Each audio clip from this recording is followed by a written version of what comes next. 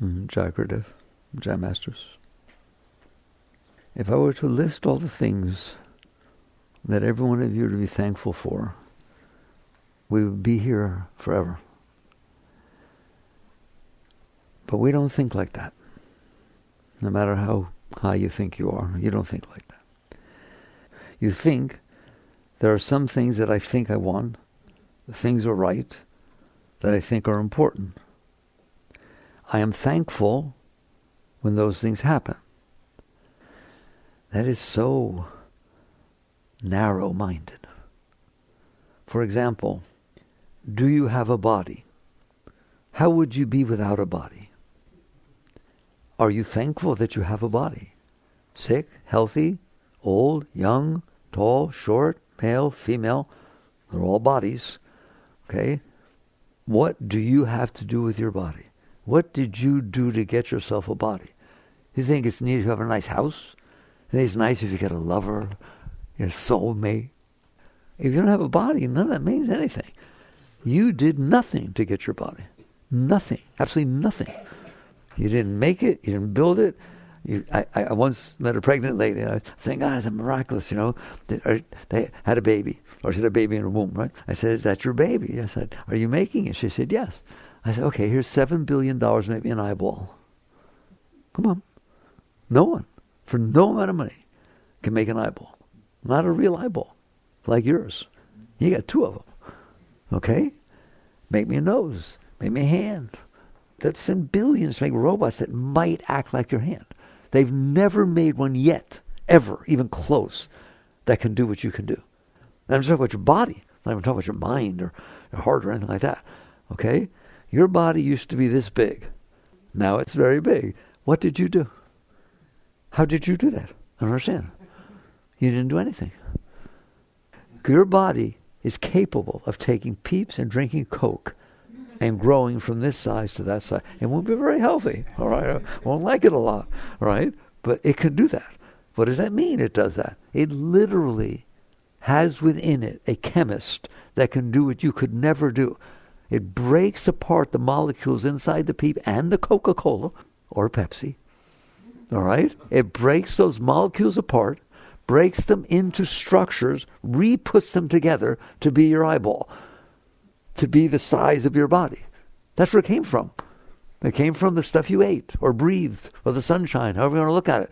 It did chemistry and changed all of that into that. Maybe you should be thankful. When was the last time you thanked your liver? How many of you know where your pineal gland is?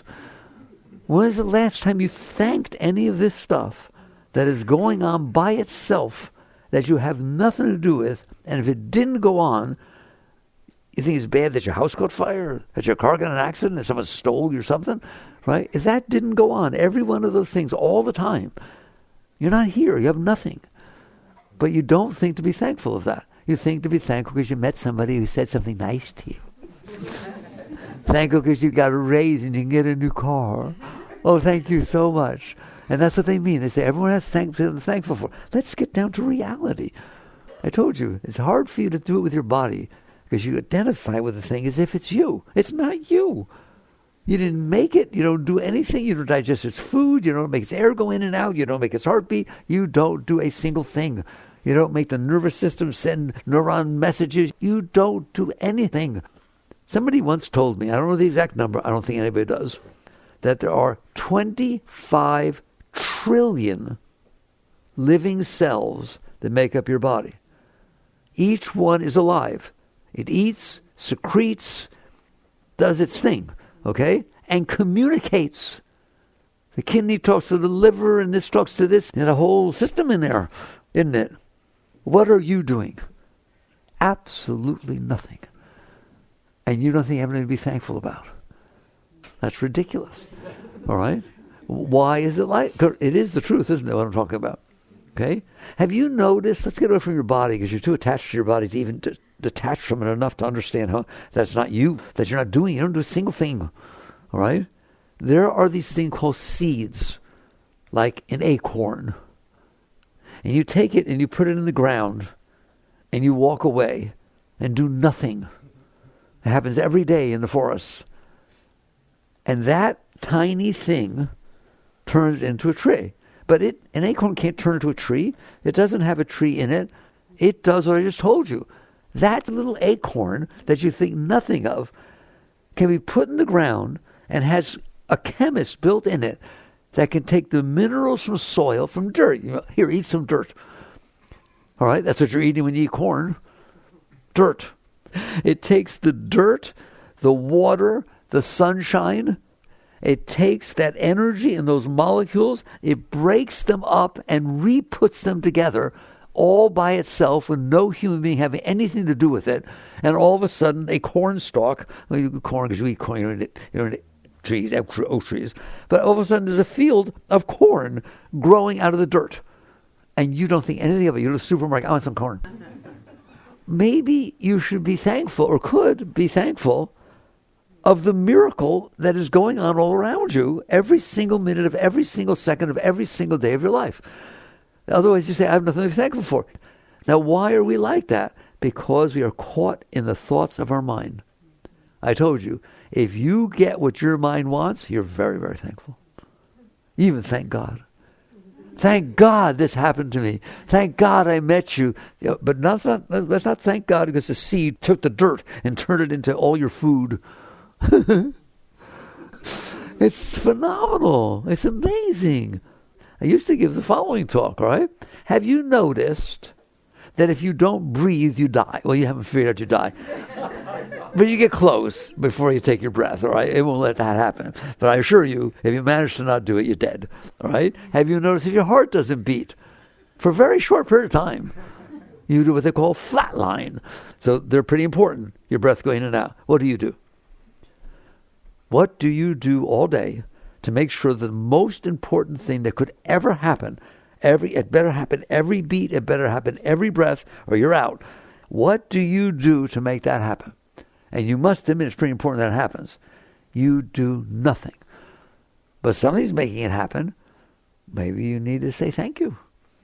Maybe you need to start appreciating the reality of what is going on, which is every single second of every moment of your life, you have so much to be thankful for, you can't even imagine. Let's get a little bit bigger, all right?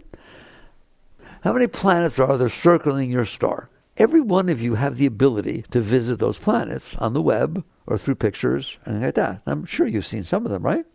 Would you like to live on Venus? It is so hot. You talk about hot, you complain it's hot. Oh, it's such a hot summer, wasn't it? No, Venus is very, very hot, right? But sometimes it rains on Venus, but it rains hydrochloric acid. You want to go to Venus? Or you want to go to Mercury? You want to go to Mars? We want to go to Mars now. Why do you want to go to Mars? It's just red dirt. There's absolutely nothing happening on Mars. I told you, if you go to Mars, and I just somehow you land on Earth. I haven't figured it out yet. I'm going to talk about that in a minute, all right? But Musk and these people are spending billions and billions and billions of dollars and 10, 20 years to try to send a person to Mars. How did you get on Earth? What ship? Who built the ship? How did you get here? Wake up. Land on Mars. I told you what Mars is going to be like for you if I land you there. All right? You're there. There's nothing happening. You're bored to death. And all of a sudden, for some reason, somehow, a cockroach comes running across in front of you. You go to catch it to make friends, not to kill it. Are you kidding me? There's nothing happening. You'd be the most important thing happening in your whole life. And go to the rest of your planets. I don't have to name them all. There is absolutely nothing. Not a protozoa, not an amoeba. We've not found a single thing. Is that what it's like here? There's not 1 millisecond of your life. There's not colors and sounds and sights and tastes and touches and all kinds of things, challenges, and yes or no. And all you do is complain. It's the truth. Unless you get what your mind decided it wanted. But guess what? If you get what your mind decided you wanted, which was her husband, she doesn't like it very much. It's just whatever your mind is doing is the only thing you're thankful for or unhappy with. I can't believe you said that. I can't believe you said that. I don't have anything to do with you. What is that? If you were on Mars and somebody said something, who said that? Come and talk. Say it again. You would do anything. So tell me what there is to be thankful for. How about everything? Except for the stuff that's not the way your mind wants. And that's how you live. Why? Because you're a human and they're weird people. They don't have any understanding of what's going on. Okay? So if your mind decides it wants something, the fact that everything is happening and giving you everything doesn't matter. Your mind has to do this. If you go to Publix and they have some special food that you wanted, Publix is the most wonderful thing that could ever be. The fact that they have food at all is because of that dirt in the ground and the seeds and everything we talked about in the rain. And what happens when it rains? You complain. You know, sit there and say, oh boy, it's raining. There will be food at Publix.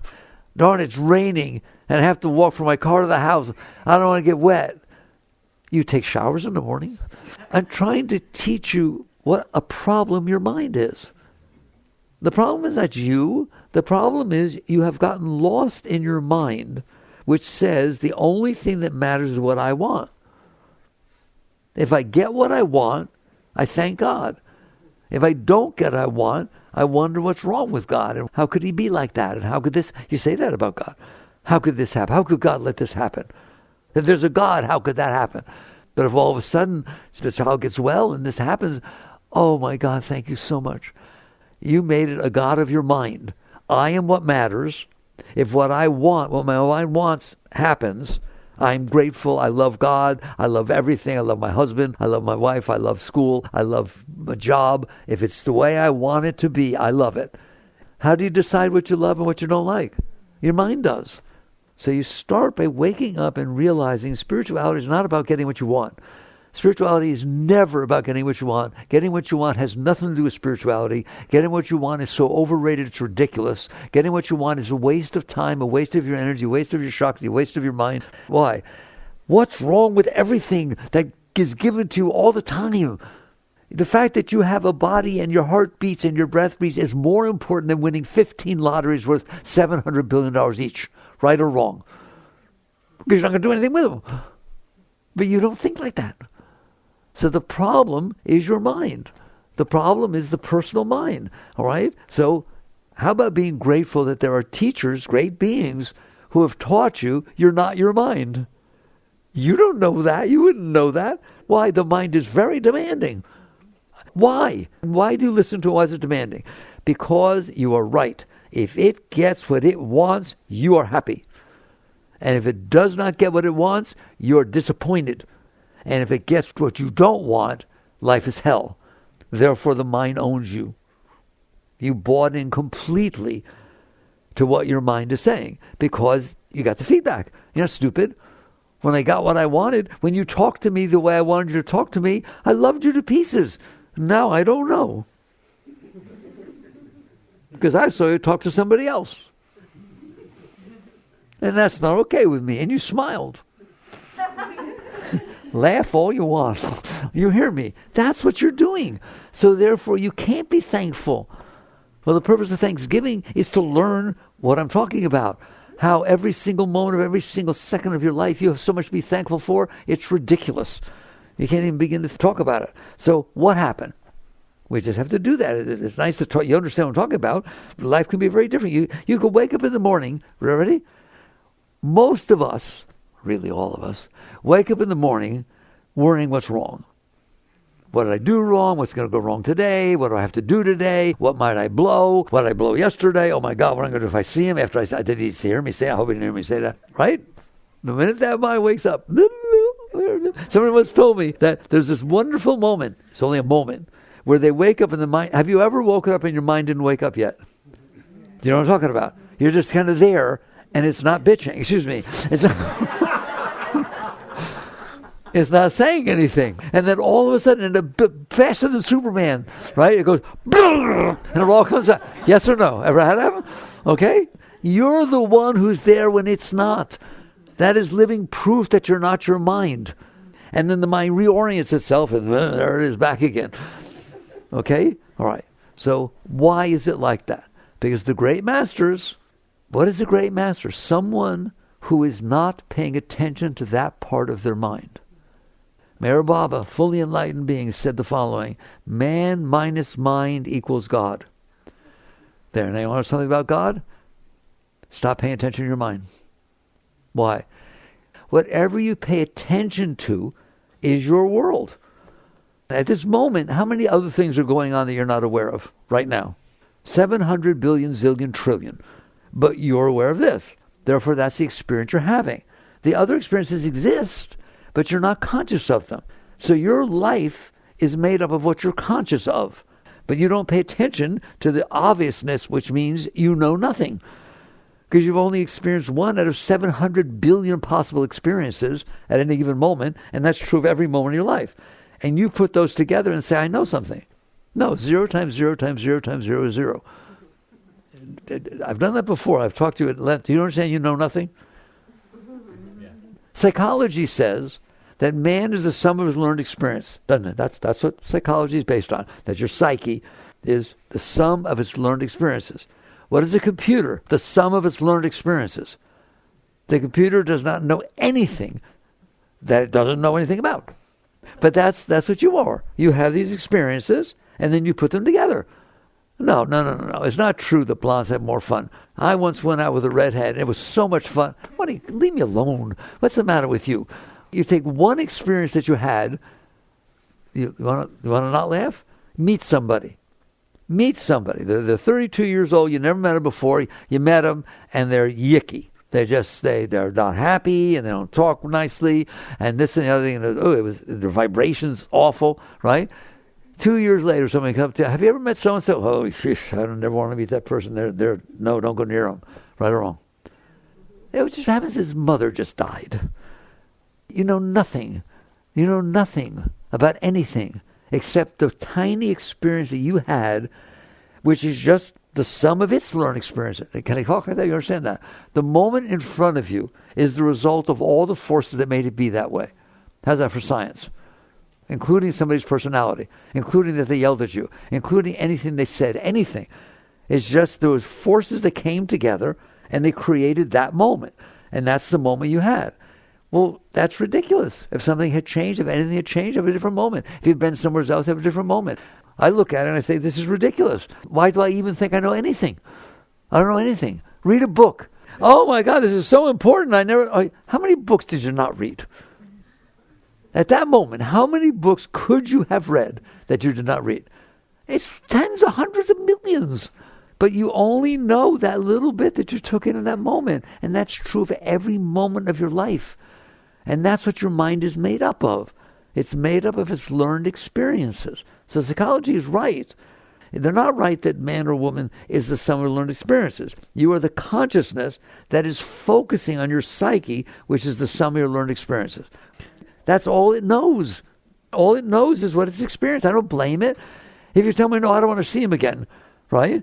He's the nicest person that ever lived, and you would think so if you met him again, but you're not going to. Because you had this experience. I respect that. Fine. That's all you have. All right? But it's not all there is. So there's a thing called transcending your personal mind. That's spirituality. Not getting what your mind wants. Because I'm telling you, the only reason you want anything is because of the experience you had before. And your mind formulates that if I have this experience again, I'll be happy. Or if I have some experience like that again, I'll be happy. I love going to Hawaii. We'll now go, when the volcanoes are going on or the floods. No, that's not Hawaii. Oh, yeah. Just understand everything going on in your personal mind is the sum of your learned experiences. That's all you have for data. And I started telling you, your experience of life is what you're conscious of, or what you were conscious of and what you're conscious of. You can't have any other thing. So if you are sitting there focusing on your personal mind, which you are doing all the time, you're addicted to your personal mind. You are fixated on your personal mind. You're completely fixated on yourself. If somebody were to check, 99% of all of your thoughts are about you. My husband, my car, my job, my this, my feelings, my past. Oh, that's a good one. What so-and-so did to me. Is that all there is in the universe? Your thoughts? They are such a small part of the universe. It is so ridiculous that I'm even talking about. But they are your whole universe. That's why I sometimes I say things like right now, I say, okay, you're on the planet Earth. How much space do you take on the planet Earth? A little 5 by 6, whatever it is, a 3 foot by 5 or 6 foot little area. It's a lot bigger than that, isn't it? Right? And you're not even paying attention to that. You're paying attention to this small little fish bowl that's over your head that had, I don't like that. When I do that, oh my God, I don't know what to do because she said that. That's what you're paying attention to. You don't even pay attention to what's happening in front of you. You're too busy in here. So now you sit there and say, that's how much space I'm taking on the planet Earth, and I just have this problem of always telling you that 1.3 million Earths fit inside the sun. And you are worried and concerned about what is happening on this one spot, on this meaningless planet. Get used to it. Is it a meaningless planet? If it blew up, a few of the other planets would change their orbit, and nothing else in the universe would even know you were here. It's a meaningless thing. It doesn't mean you can't have some purpose for it, but get it straight. Galileo got put in jail because he said that the sun and all the other planets don't circle around the Earth. Wow, that's pretty egotistical. He got in big trouble. The Catholic Church, no, you ain't teaching that, baby. We're the center of the universe. If the Earth is not the center of the universe, how can I be? Well, the Earth is not the center of the solar system in any way, shape, or form. And 1.3 million Earths fit inside the sun, and there are 300 billion stars in your galaxy. And your sun is one. Why do I keep talking like this? Because it shows how silly it is that your consciousness only thinks about your fishbowl. Why doesn't it think about that? Why doesn't it think, what would it be like if you got off the Earth? The astronauts do it. There's this thing called the overview effect. Ever heard of it? They say it happens to the astronauts that go up there and watch the Earth from a distance. They change. They're never the same. Somehow they become environmentalists. Because they look at this and say, oh my God, look at that thing. No strings attached. It's just floating out there in the middle of black, empty space. You can't see anything else. And that's where I was born. That's where I live. Right? You get a whole other view. You are welcome to do that. The web will help you. Pictures will do. Your mind can do it. I don't need the web. All of this is about being thankful for something more than what you get and don't get. So I've told you, there's 300 billion stars, suns, in your galaxy. I won't go there, but there's 2 trillion galaxies, all with hundreds of billions of stars. And all you think about is your fishbowl. A little bit embarrassing. And part of that fishbowl, I can get it down. I don't need a fishbowl. All you think about in the end is getting what you want and avoiding what you don't want. It comes in different colors and shapes, right? They look different. But pretty much every human being, it's about, what do I want? How do I get it? What do I not want? How do I avoid it? Ever have trouble making decisions? People talk to me about, well, what about spirituality when you have a tough decision? There are no tough decisions. You're sitting on a little planet, spinning around the middle of nowheres. Where's the decision? You know what your decision is? Which one will make me happy? Should I get married now or wait till later? Should I marry him or her? Should I move or should I stay here? What's my opportunity? What's it? Should I go golfing tomorrow? It might rain. Every single thing you are doing this about is what will make me okay and what will make me worse. Otherwise, there are no decisions. There's just life unfolding. That's how a great being lives. A great being does not make decisions. Not because they renounce or that. No, there are no decisions. There's going to be a moment in front of you, isn't there? When was the last time there wasn't a moment in front of you? There. That's the decision. What? Be here now. There's a moment in front of me. I'm going to interact with the moment in front of me.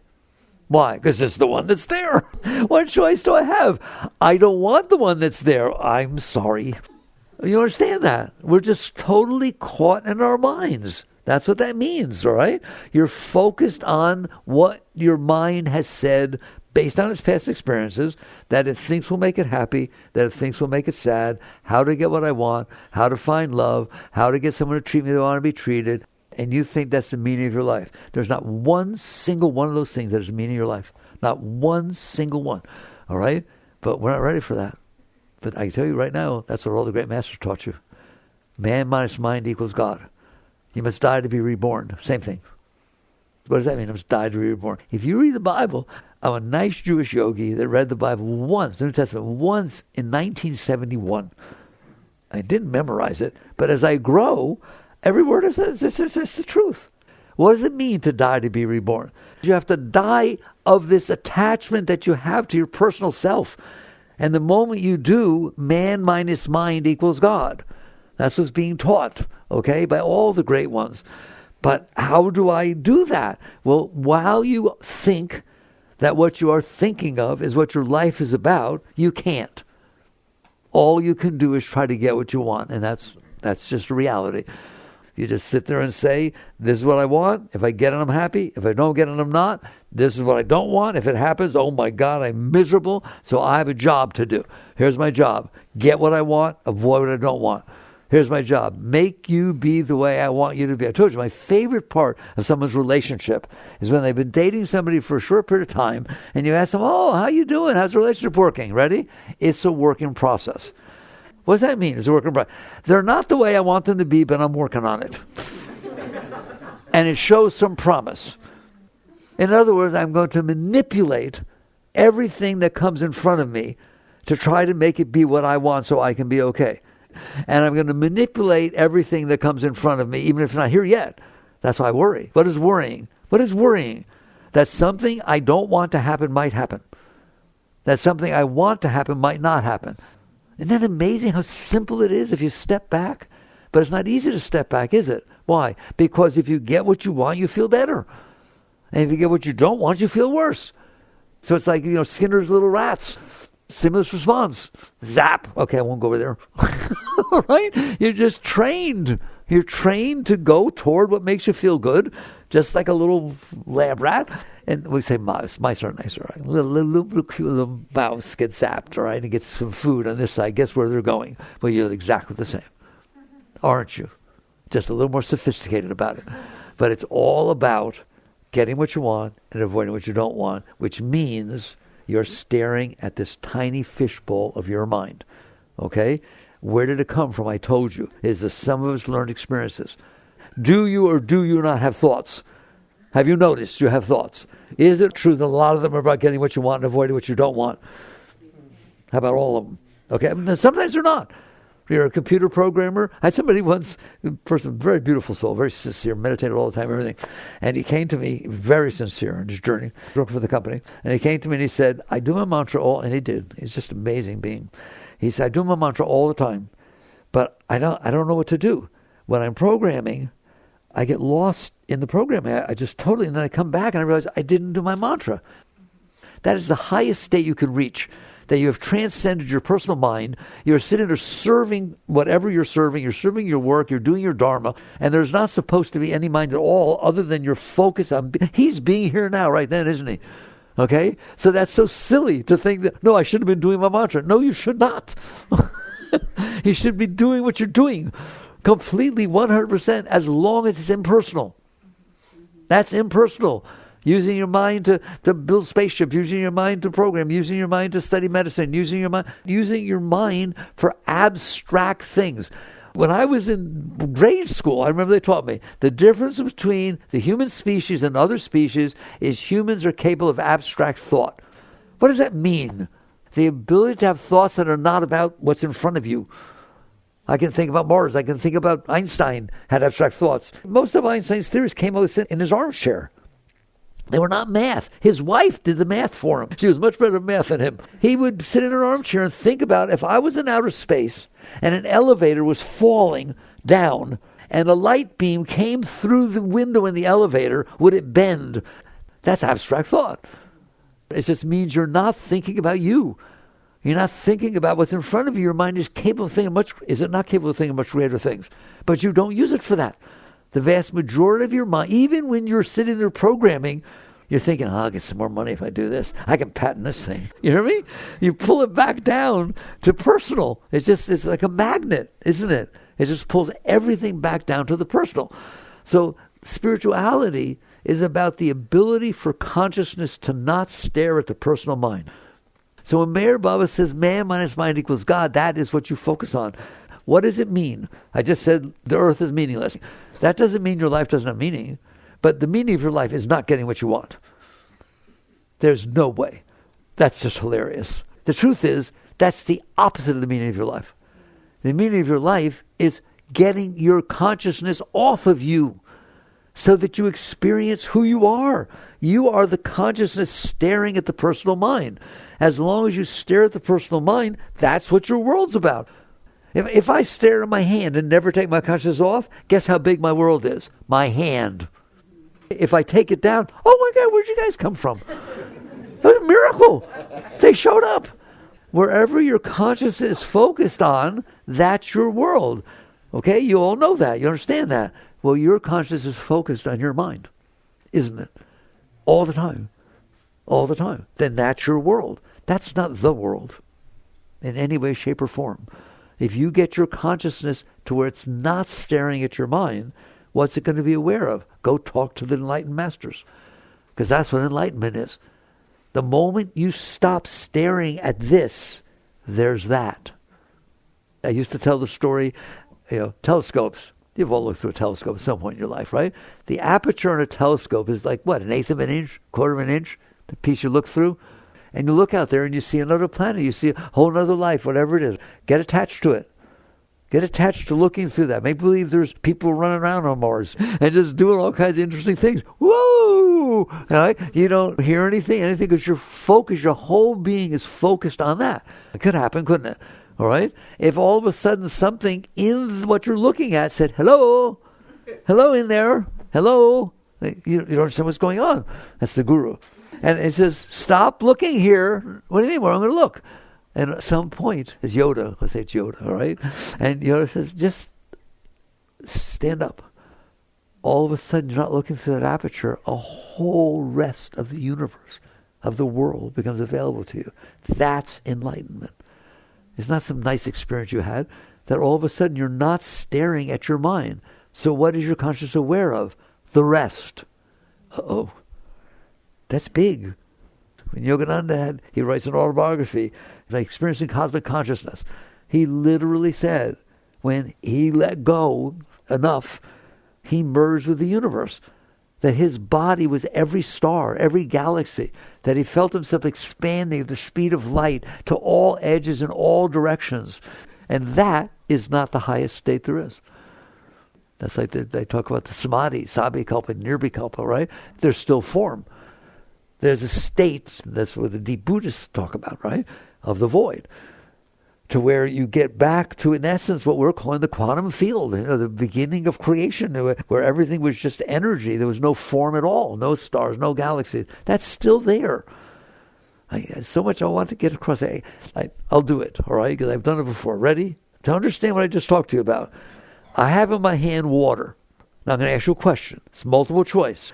Do I have water in my hand or H2O molecules? Do I have H2O molecules or hydrogen and oxygen atoms? Do I have hydrogen and oxygen atoms or electron, neutrons, or protons? Do I have electron, neutrons, or protons or subatomic quarks, bosons, and leptons? Do I have pure quantum field energy in my hand that has no form at all? Which is it? Thank you. That's exactly what the Masters taught you. There's this, where you're staring at this. That's the water. And when you stop staring at it, there's what's underneath it. And our scientists have said there's nothing underneath it. There's just energy. E equals mc squared. Einstein says energy is matter, matter is energy. The difference is a temporary state. There's just a temporary state. Matter is frozen energy. There's nothing down there. There's nothing here. But yet you built this thing inside your mind that said the meaning of my life is getting what I want. It's not about getting what you want. It's not about figuring out another way of getting what you want. It's about understanding that what I want is just the sum I learned experiences at that point in my life. And that's not what my life is about. How can it be? Because it keeps changing. And not only does it keep changing, I want to know, when you die, what do you take with you? It's gone. The physical form is gone. So how can that be the meaning of your life? If it ends at the end of your life. Your car, your husband, your wife, your children, your house, your beauty. How about your beauty? Or how about that? Is that going to go away? Never. You want to bet? How can any of these things be the meaning of your life? They're temporal. They just come and they go. And you start to understand that the problem I have is that my consciousness is fixated on this silly little personal mind that's trying to get what it wants, avoid what it doesn't want. Why? Because those experiences make me feel good or feel bad. Why? Because those are my some unlearned experiences. If you had a different experience, you would think differently. Some of you, have any of you had a bad experience in your life? Have any of you had a bad experience in your life? I won't call it traumatic, but we have, right? But have any of you had a bad experience in your life? Did it influence your thought patterns? Does it still come back up? Does it help you decide what you want and what you don't want? If that experience didn't happen, would you think differently? Obviously. You see what I'm saying? How can that be the meaning of your life? It's so random, it's ridiculous. So you wake up and you listen to what the masters and the great teachers have taught you, which is you're in there staring at your personal mind. You do not have to. There's a whole nother life when I stop looking through that aperture and seeing what's out there, nothing compared to what's here. You do not have to stare at your personal mind. You do not have to stare at your personal mind. That doesn't mean you don't have a mind. You have a mind that makes music and is intellectual. And it's gorgeous. Oh my God. You built rocket ships out of dirt. We talk about dirt. You built rocket ships out of minerals and dirt in the earth, got inside and flew to the moon. Who are you? That's your mind, isn't it? Your body didn't do that. That's your mind. Everyone's mind. That's the human mind did that. Don't you give it to Musk or Einstein or something like that, right? You compare your mind against them, it's not good. I want you to compare your mind against a possum. See how good a possum does in an SAT. So you got a 700. They didn't get anything. You have the human mind. The human mind is brilliant. How about being thankful for that? Can you think? Who made it so you can think? Get a little bit older, you'll find out it doesn't work so good. So I say, trying to make it come back. You can't. It's a gift. Your body was a gift. Your mind is a gift. Your heart is a gift. All of them. And all you do is complain. They're not what I want. Does anybody have a heart that has the ability of feeling? Feeling sorrow, feeling joy, feeling love, feeling disdain. Has anyone got one of those? How'd you get that? Where'd that come from? It was a gift that got given to you. Would you rather not have any feelings at all, ever? The problem that's happening here is that you only want to feel what you like. You don't want to feel what the heart has to express. You just want to feel what makes you feel good, what makes your mind feel good. And your mind doesn't appreciate the fact that it can think, that it can do things. It only wants to think about how it can get what it wants. Like a criminal mind. Some of these criminals, my God, they figure out so many amazing things to rob things and do this and get away with it. That's a very brilliant mind. But all it thinks about is how to get what it wants. So the meaning of your life, let's get down to it, is the ability to not stare at yourself. It's not about renouncing yourself. It's not about denying. You have a mind, a personal mind. I got one. You got one. It wants things based on its past experiences. And it doesn't want things based on past experiences. Don't deny that. You have to start by saying, yeah, that's reality. Yes, that's true. Do I have to listen? Not, I really want it, but I'll renounce it. A higher state is to sit there and say, my mind has this thing that it's only okay when it gets what it wants. I don't want to live like that. I'm not renouncing that it's that way, and I'm not renouncing that it can have what it wants or anything like that. That's not what my life's about. My life's about I am greater than that mind. I am the one that's looking at that mind. I'm the one that's aware of that mind. I'm the one who's getting disturbed. In here, my conscience gets upset when the mind gets upset. Don't I? All right? Do I have to be like that? No. No. Well, what's it like when you're not like that? Ready? Ecstatic. When? Always. What? Why would that be? Because I got what I wanted? No. Because you stop paying attention to your mind that says, I can only be okay if I get what I want. What you want limits your happiness. It doesn't give you happiness. I only love you if you're exactly who I want you to be. Don't get old. Don't do things I don't want you to do. I've limited my ability to love you, haven't I? As opposed to, I love you. I just love you. I don't care what you do. Ooh, that's scary, isn't it?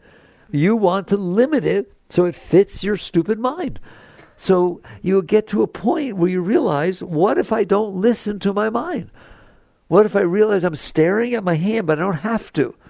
That's the awakening. That's what it means to wake up. Your whole spiritual path is about transcending the personal mind. Those are big words. What does that mean? It doesn't mean renouncing. It doesn't mean denying. It doesn't mean ignoring. It means if I have a cut hand, I don't deny that I have a cut hand and hide it. I deal with it. You have a broken mind. What do you mean it's broken? It doesn't understand appreciation of life. It doesn't understand loving everything and appreciating everything and being open about everything. It doesn't say thank you to every moment that passes before it, does it? It only says thank you if it likes what passed before it. That's a problem. That's like having a kid that is so spoiled that if you take them into a department store, they start throwing tantrums unless you give them the toy they wanted. That's what your mind does, doesn't it? I can't believe you said that to me. You better say you're sorry, and I won't believe you anyways. You better say it like you mean it. I don't believe you. What are you doing? You're ruining your life. Your mind is ruining your life. Why? Because life is amazing. You're on a planet in the middle of nowhere, spinning around in black, empty space, and all these things are happening, and all you're doing is complaining, and only being okay if you get exactly what you want. What is the probability of you getting exactly what you want? Slim to nil. Therefore, you work at it. Well, you're wasting your time. You're literally working in the opposite direction of where you should be going. You should be looking at that mind and saying, hey, mind, hello, hello, hello. You who's afraid to get out of the car because it's raining, all right? We like the rain. It gives us food. You should be working with yourself to free yourself of the limitations of your personal mind. Is it not true that your mind is saying, I can only be happy if I get what I want? And depending on how much I get what I want, determines how happy I can be. And if I get what I don't want, you don't want to be around me. That's your mind talking. You don't want to be around here if you make me get what I don't want. You're going to be so sorry. You will suffer. Oh my God, I can make you miserable, can't it? Yes or no? Why are you sitting there buying into that? It's like being a prisoner of that. So the life is about understanding that if it is not limiting your happiness, you're always happy. If my vision is tunneled, that's all I can see. If it's not tunneled, I see everything. If your happiness is limited to what you want and what you don't want, that's all you see. If you take that away, it's not about renouncing the world. It's about letting go of how you're limiting your experience in life. You're limiting it to getting what you want and avoiding what you don't want. I keep coming back to that because you are. That's what you're doing every minute. You devoted your life to getting what you want and avoiding what you don't want. When you don't understand, if you stop doing that, you have more joy and more love and more peace and more freedom than any of that stuff can get you. If you get exactly what you want, how long does it last? When was the last time you got exactly what you wanted and never wanted anything else? That's not even funny. It'll never happen. It's never happened for anybody. They cause a lot of trouble. Ever hurt anybody? Has anybody ever hurt anybody by trying to get what they want or avoid what they don't want? In fact, I guarantee you, the only reason you ever hurt anybody was you were trying to get what you want and avoid what you don't want. I left him. I know it broke his heart. Why did you leave him? I wasn't happy. I found somebody else. Every single thing is getting what I want, avoiding what I don't want. That's how you limited your life. And there's this whole universe. There's a whole world. There's everything. And what you'll find if you don't limit your happiness by making it be limited to what you want and not want, you're happy all the time. There's a joy inside of you, a natural joy inside of you. Yogi would call it Shakti. The Bible says the rush of holy waters. It's real. Yogananda said there's a river of joy flowing inside of you. Go there, get in, and drown. That's the high states. I'm telling you right now, if you think you're depressed, you are not depressed. You are staring at a depressed psyche. Do you see the difference? You're staring at something that's dark. You're not dark. If I shine the light on something that's broken, the light's not broken, is it? It just is focusing on something that's broken. Your consciousness is focusing on a broken psyche. And if it's not broken now, it'll be broken soon. Right or wrong. And you know it. That's why you have anxiety and fears. Because it's like, you built your house on sand. How's that? You built your house on sand. It keeps shifting. It's like nothing stays. Of course it doesn't. Everything's changing every moment. But you don't want it to. You want it to be what you want and not what you want. So you eventually wake up and you realize the purpose of my life is not about getting what I want and avoiding what I don't want. That is like buying into the limitations of my psyche. The purpose of my life is to liberate myself. That's what liberation means. To free myself from myself. How do I do that? How would anybody do that? It's not as hard as you think. Okay? It's just basically a point of sitting there saying, If a driver in front of me is not driving the way I want to drive, and that happens all the time, at least to me, they're driving slower than I want to, they're not using their blinker, they keep stepping on their brake for no reason, and they're just not driving the way I want to drive, okay? And it's upsetting me. Of what use is that? That's upsetting you. Did it change anything? Have any of you ever talked to the driver in front of you? Nice blinker, buddy.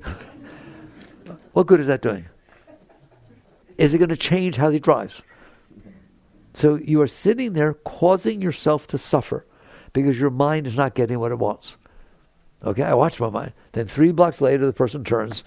What did you just do for 3 blocks? What's the matter with you? That's ridiculous. All right? And you start being rational in your interaction with your mind. And there's lots of ways to do it. So you start noticing that you are causing yourself trouble when there's no reason to. Yes, it's raining. Yes, it's cold. Yes, it's hot. You're not going to change that. You're welcome to go inside. Nobody says you have to go out there and suffer. But if you're walking from your car to class or where the heck it is and it's raining, you're going to get wet. All right? Or if it's cold, you're going to get a little bit cold. And if it's hot, you're going to sweat a little bit. You don't have to cause yourself to suffer psychologically about that. Consciousness doesn't get hot. It notices heat. See the difference? The light isn't what it's shining on. It's transcendent to that. Your consciousness doesn't get hot. Your consciousness doesn't get cold. The Gita has a whole line like that. The Krishna Arjuna. He says, what are you talking about? Weapons cannot reach it. Waters can't overwhelm it, drown it. Fires can't burn it. He's talking about the self. It just looks at those things. You little by little work with yourself. So the driver in front is not doing what you want to do. Instead of letting your mind create a mess of that, you sit there and use affirmation. I drive the way I want. That person gets to drive the way they want.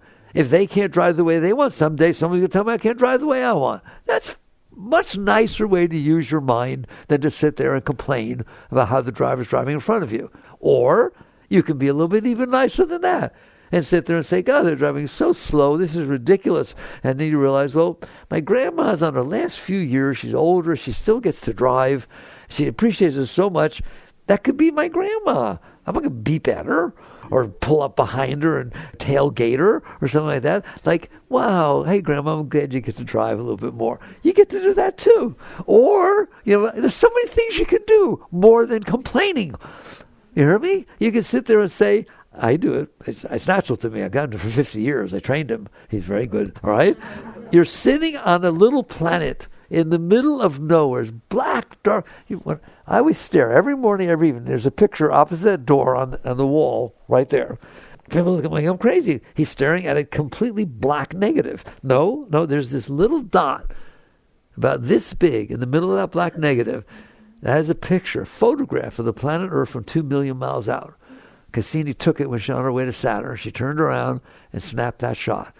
You can welcome to put it as your screensaver, okay? And look at that. And I'm in a car scooting around that little stupid thing, all right? And it's fun, and there's a car in front of me. Well, that's neat. What do I care what it's driving like? It's ridiculous.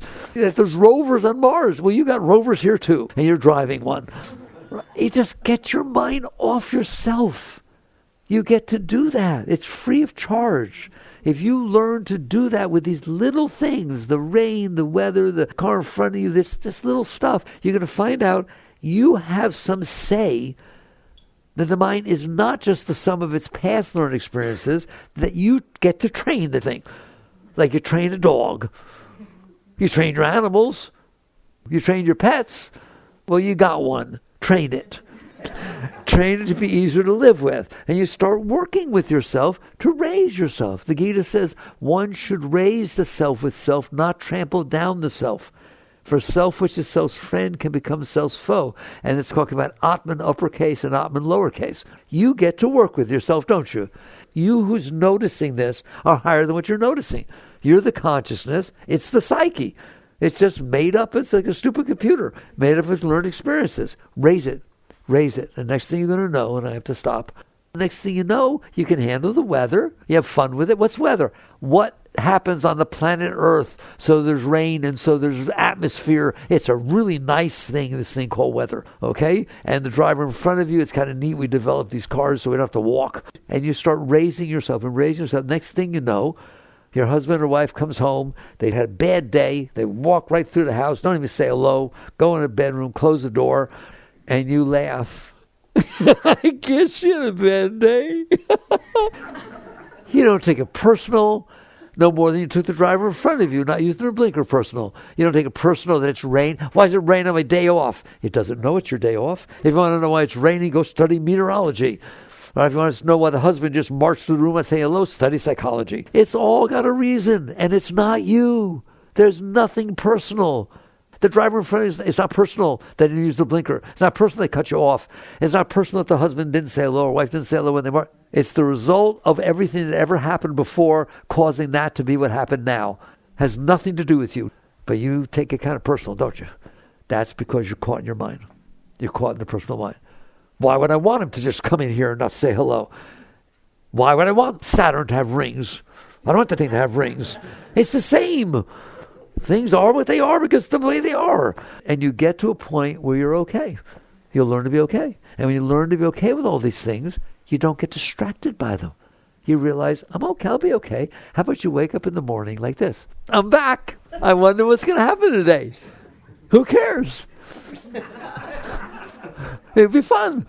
Something's going to happen, right? And we'll deal with it. We'll have fun with it. I'll go to work. It'll be fun. The boss will yell at me. I love it. Why can't you be like that? Because of the personal mind. Transcend. Raise it. It is not a matter of suppressing it or denying it or stopping the world from being a certain way. It's a matter of constantly releasing that negative energy, raising it up, turning it positive, raising your consciousness, and eventually you will reach to a point, I assure you, people write me, if I do this work, how long will it take before my heart opens and I feel samadhi? You have to sit there and say, I don't care how long it takes. There's nothing else to do. I'm not going to waste my time getting a temporary nice experience that's going to go away anyways. I'd rather do work that's permanent. It's the only permanent work there is. This is the work that's meaningful. You raise yourself. You raise yourself. You use every minute of every second of your life. You just do better and better and better. And eventually, I assure you, that Shakti will start flowing. What does that mean? Instead of looking down at what's not okay, you will be distracted from that, from something that's behind it, that is okay. It's always okay. You're the highest being ever walked the face of the earth. You are the highest being ever walked the face of the earth. You're a very great being. Well, why don't I feel it? Because you're staring at the part of you that isn't. But there is a part that is. It's called the center of your consciousness, the core of your being is God. Man was created in the image of God. That's what it means. Man is created in the image of God means you are pure consciousness. You are expansive energy. It's always there and filled in the Hindu tradition, in the great scriptures. What's the name for God? Satchidananda. Satchidananda. What does that mean? Eternal conscious ecstasy. What's the name for the soul in the ancient scriptures? For the lowercase Atman. Satchidananda. A human being is Satchidananda. What is God? Satchidananda. Same thing. They're just pure ecstasy. That's all. When you stop staring at you, that's what's there. Whoa. That sounds like something that might be worth doing with your life. All right. Well, that's the essence of yoga. That's the essence of true spirituality. And that is what Christ taught you. He taught exactly that. And that's the same thing with the ancient Kabbalah and the same thing with the great Sufi teachings. All of them taught the same thing. Transcend the mind. Let go of your mind. Not renounce. Just keep letting go. Keep relaxing behind it, and you will get there. Now, that's something to be thankful for. The fact that you are in truth, eternal ecstasy, and that's what you are forever. That we can be thankful, can't we? Don't limit it to being thankful but getting what you want or avoiding what you don't want. That's much too limited.